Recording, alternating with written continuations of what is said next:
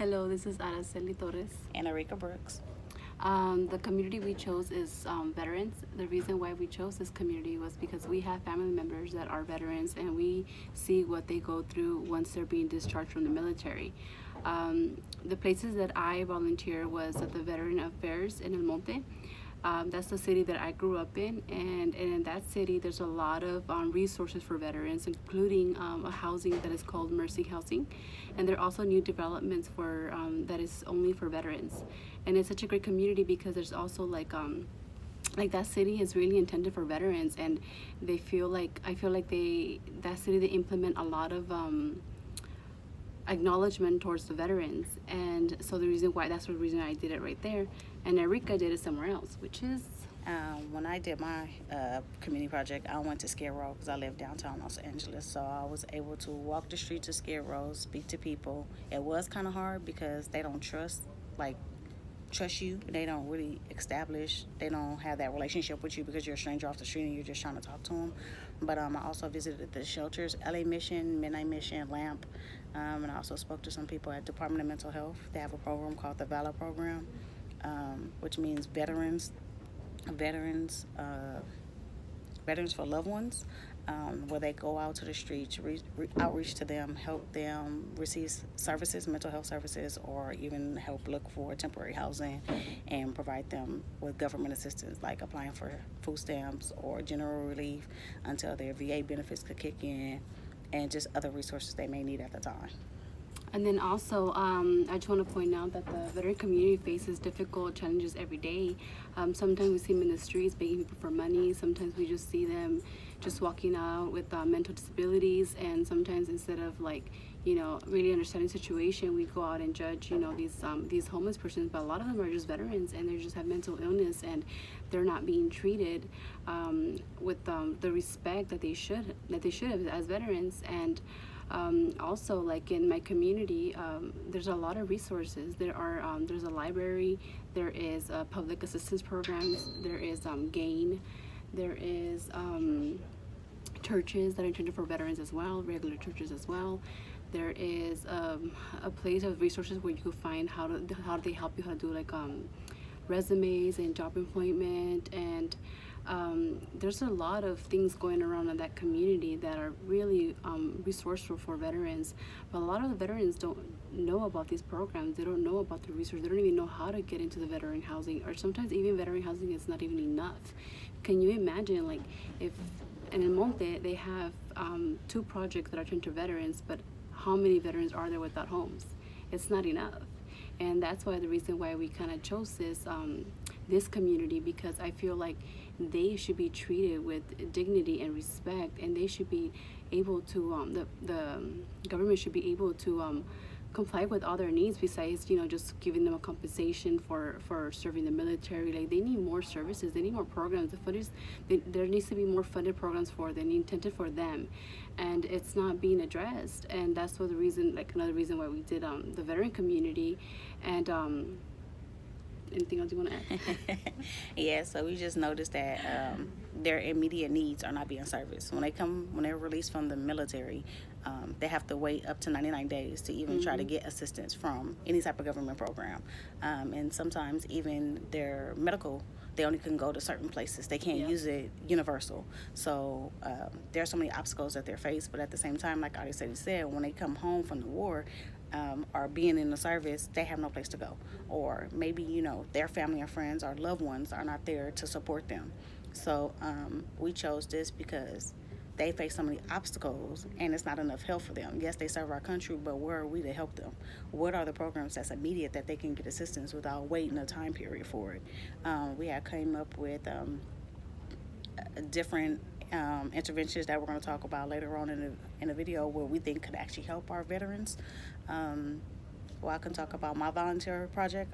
Like I said, I went to Skid Row. I also went to the VA Administration Hospital in Westwood, where I sat with clients just in the lobby, just speaking to them. A lot of them are older people that have nobody to talk to. They just show up for their appointments, so they're sitting there basically like all day waiting for a ride or something. So it was just basically to give them conversation. I also spoke to some staff members from in the cafeteria to cleaning the hallways, just how they really care about veterans, and it's not enough help. And that's basically what we heard from the veterans themselves, and also the organizers we spoke to, that it's not enough immediate help, it's not enough resources. So if we can help provide these links of resources for them, we think that it can help bridge that gap. As social workers, I think there should be social workers that cater to our veterans, because we have them for mental health, we have them for children and family services, but we need more to cater to our veteran community, because they are just as important as our parents who children are in a system, are just like our homeless clients. They're all important, but a lot of them do face homelessness because they have nowhere to go. Excuse me. Not only do they not have nowhere to go, they don't have that support system, because they don't feel like opening up to other people, because they don't know what, the experience that they have. So they're not going to talk about something. Yes, that's their family and their friends, but they have no idea how they can relate to them and the experiences that they had to overcome, or the things that they saw. Yeah, and then one of the person that I interviewed, he's a veteran, and he was explaining how it was just so difficult for him to come back when he was discharged and to come back into adaptive society. It was difficult for him to go back to where he started off, where he started off before he was discharged. But the good thing about him was that he said he had a good support system. He had his family. His family really helped him a lot to get the mental health he needed, because he still suffers PTSD at nights when he can't even sleep. He's always panicking, and he has those little breakdowns throughout the day. But because he has a good support system, he is able to push out through life. And right now, he goes to university. He's doing very great, but internally, mentally, he's not stable. But he pushes out his way out through it. But that's just one of them. I mean, there was a couple one that are kind of similar, but there's another one that I interviewed that, he was just unable to adapt. He was just, the remembrance of the war, remembrance of what he goes through, the nights that he can't even sleep because of all these, of all of the things that they went through. And, there were some that don't like to speak about it because it's just so traumatic for them. And when the community organizer that I interviewed, her husband was a vet, and he passed away because he came back with some diseases. And she was explaining to me how at the veteran health center, how they wouldn't treat him with respect, how they would just give him medication just to ease their mental thoughts, how they they would avoid, and how there was just a lot of process while waiting to be attended, and that it was just so heartbreaking for her. And by her tone of voice, she was raged she was raged by the experience that she went through with her husband, because the veteran deserve more than that. They deserve the dignity. They deserve, all the resources that they get, all the programs that they can get, and any help that they can get. And like Erika said, they could only go to a certain veteran health center, and it's just, imagine all the veterans go to one health center. Imagine how long does that take. It takes so long, and it's just not enough. And that's why we came up with an intervention. One of the interventions that we came up with was that when each veteran is discharged from the military, they should be assigned to a social worker immediately, and already applied to the pension program for the veterans. They should be already applying for certain things that once they are being released, they should be able to have a plan once they're being released. Who are they going to go with? Who's their support system? If they don't have any support system, address them to support system, things like that. And funding these programs, the veteran affairs where I volunteer, they're intended only for veterans. You just see veterans outside just hanging out, talking among each other, playing pool.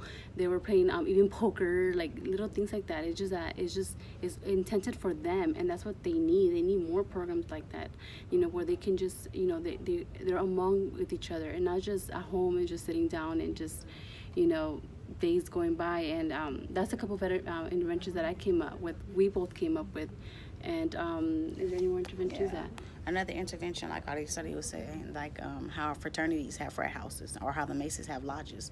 They should have a safe haven that they can go to also, where there's social workers, where there's therapists, where there's a nurse, just in case there's medication that need to be administrative. It should be also a psychiatrist that can prescribe these medications that it can't get, because they do have to wait that long process in order to be seen at the VA. These interventions will help, and this will also give them a place, like she said, to be away from, a place like a second home, basically, for those that do have family and friends but can't talk to them, but they can be amongst other people that served in the services, and don't necessarily have to be catered to just one branch. It could be with all military services, or all military branches can go to this place, and this can be their place to go home, like she said, to talk, to just have support groups among each other, or to play games, or just to chill and relax and just ease their mind, instead of taking all that frustration and that anxiety and that anger and dumping it out on their families, and that causes their friction between them, which may lead to, divorce or separation, which another situation that they can't handle at that time, because they still have so much mental issues that's going on with them. So the safe haven will be a second place for them to go to. The third intervention we thought of is that they should have priority. Every government office they go to, it should be a line just catered for veterans to receive assistance. Just like when you go to DMV, there's a disabled line. It should be a line for veterans where they can just go ahead and stand in the line, and they have a preference, like a priority, where they can be seen just like our disabled when they go to the airport. Whether they're in their uniform or not, because that's active, but if they're not active, they should be able to still get that priority. So we feel like at every government agency, post office, DPSS, DMV, anything that has to do with our government agencies, they should be able to have priority because they served our country. So let's give them something more than just a couple of holidays, basically, because just those holidays, they get the holidays and they get free meals and things like that. But what about on an everyday basis? Another intervention we thought of, just like senior citizens, they can go shopping during the week and get discounts. Veterans should be able to do that also. They should be able to show the identification card to show that they're a veteran or they're active, and receive discounts on things. So just little things like that will not only just help them feel better and hold their head up high, but it's a token of appreciation for serving our country. So those just ways that we can help implicate, to help, to honor them, show respect, show dignity, because our veterans deserve it. In our presentation, we also provided helpline hotlines that they can call, like the National Suicide Hotline, because a lot of them face that. We provided government agencies like DPSS, Department of Mental Health, motor vehicles, because some of them need identification or just little things like that. So we also came up with a flyer that if the next class want to take on our project, this is something they can hand out when they go out to the community to see them, because they don't have these resources right away immediately. Because yes, they can go to DPSS and apply for benefits. They can also get a free phone, but how they gonna get these numbers? So if they have this number when they apply for benefits, to get them right away, that's crossing one mark off off their long list of things, because now they don't have to go search for it. It's right here at their hand. So we hope you enjoyed our project on our veterans and the challenges they face and what the changes they would like to see. Yeah, and just note that when it's those holidays, those veterans, the Veterans Day, Memorial Day, let's just not remember it's just a holiday that we take off as students or at work, or we don't even take them, but either way, just to really acknowledge them and to really say, like, hey, this is a day to remember that it's their day today, and they should be acknowledged, and not only those days, like all the time, paying their respects, and just, that's basically it. We just want them to make sure that, the government is allowing the veterans to be at their full potential where they left off, and to continue that way once they're being discharged. And that's about it. Thank you very much. Bye.